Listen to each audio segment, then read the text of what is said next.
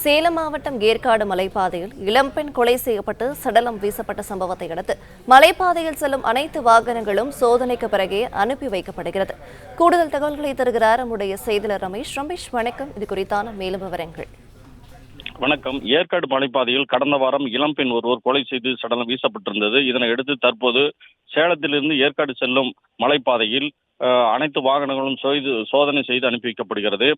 ஏற்காடு மலைப்பாதையில் துறையூரைச் சேர்ந்த லோகநாயகி என்ற இளம்பெண் கொலை செய்யப்பட்டு சடலம் வீசப்பட்டிருந்தது. இது தொடர்பாக ஏற்காடு போலீசார் விசாரணை செய்து காதலன் மற்றும் 2 பெண்கள் கைது செய்து சிறையில் அடைத்துள்ளனர். இந்த சம்பவம் போல வேறு எதுவும் சம்பவம் நடந்து விடாமல் இருக்க தற்போது ஏற்காடு மலை அடிவாரத்தில் உள்ள போலீஸ் சோதனை சாவடியில் கூடுதலாக போலீசார் குவிக்கப்பட்டு அனைத்து வாகனங்களும் சோதனை செய்த பின்னரே ஏற்காடுக்கு அனுப்பி வைக்கப்படுகிறது.